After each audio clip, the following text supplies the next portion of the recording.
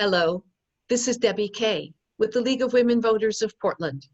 You're watching Video Voters Guide. We're here with the support of MetroEast Community Media to talk with candidates running in the May 2020 primary election. With me today is Marianne Schwab, running for Portland City Commissioner, Position 1. Welcome, Marianne. Thank you. Hello, everyone. Please tell us about yourself. Why are you running for this office? Go ahead. I am running for this office because I feel that so far, the city council is not really working for us. I'm talking about most Portlanders. And I think we really need to address that. And the reason I'm running is I'm here for children and I'm here for the elderly. We need to address their needs as well. Thank you very much. Thinking about the situation that we're in right now and the resulting devastation from the pandemic, devastation of small business, city employee layoffs, housing displacement, these will be with us for some time. How would you seek to address the fallout, including the reduction in city revenue? Well, personally, I started by making a donation to Portland Impact Transportation Services for the Elderly shut in for medical appointments. And I have witnessed unhoused displacement on my street when a neighbor opened her house so that a woman wouldn't be unhoused. And albeit when I'm elected, I'll join forces with the city, county, and metro to open the Bybee Lakes Home Center, Wapaco. And I'm told that TriMet Board is ready to reroute the bus to serve that campus. In addition, the small businesses and city employees to offset the revenue shortage from the gas tax, the downtown parking garages, the hotel room taxes, parking meetings, even golf courses.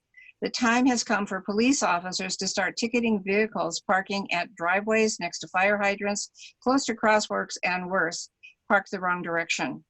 There is money out there if we revisit the time for a dime, raising the penny a pint for malt beverage privilege fee.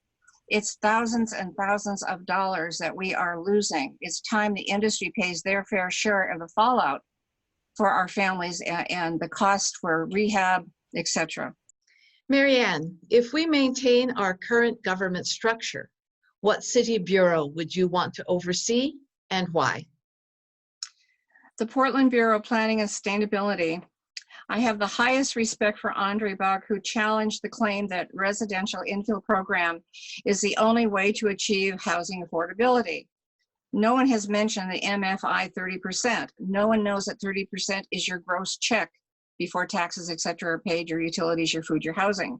The real solution is to provide more housing density appropriately priced for low-income earners living close to services like town centers and long transit corridors. Yes, this includes the ADUs and tiny houses located in single dwelling zoned neighborhoods.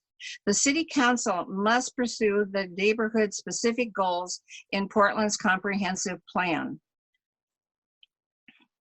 Thank you. How would you address this public's significant concerns about police and community relations, use of deadly force, and officer accountability? My heart goes out to the deceased families, their friends, their co-workers left in grief and shock. Also the officers involved. Using deadly force and office accountability is up to the grand jury and then the judge. As for the police and community relations, I hold the police officers in highest regards for keeping teddy bears in their car, for delivering sunshine food boxes to those in need, for taking time to assist someone with mental health breakdown, and that happened in front of my house recently. And yet the officers, to make sure the female officer was okay, that I was okay, there was a backup. We have the best police officers in the area. And I've read Cop Watch. I have followed it. We don't need dictators and people screaming and yelling as I feel I'm doing now. We have time to listen and talk to each other and do some problem solving. I have the highest regard for the current city council members, and I know they have a difficult time trying to address everyone's needs, but we need to stop and really listen. Thank you. Thank you. And our last question is about city parks. The system faces serious financial challenges, and even more so with the pandemic and closures. What ideas do you have for securing the financial stability of our well-loved parks? Honestly, it's not going to happen unless we really worked hard to change this form of government. Because when I studied the city budget, I'd love to have those graphs when I took statistics with the ding-a-ling bell curves. When you read them and see how little money goes into parks, that's a start. And I do have an idea for raising the money. We could start by going back to the city golf courses with a membership fee. For $1,000, a member could have a lifetime golfing for $5 or $5 a year. And we could lower the rate for people that are retired now. They need the outside activity. And if they maybe paid $5 as they do 9 holes, that would be helpful. For years, when you go into the study, for years the golf course fees were used as an ATM in other parts of the city, as evidenced by the pool roofs that weren't roofed. And there's a whole long list of where Fix Our Parks came into play. I am very grateful that Amanda Fritz took that on, even though I knew it would take longer to find money to build the recreation center at Southeast 12th and Stark Street. With her Fix the Park, and Nick and I had this conversation many times, we'd have to wait until it expired.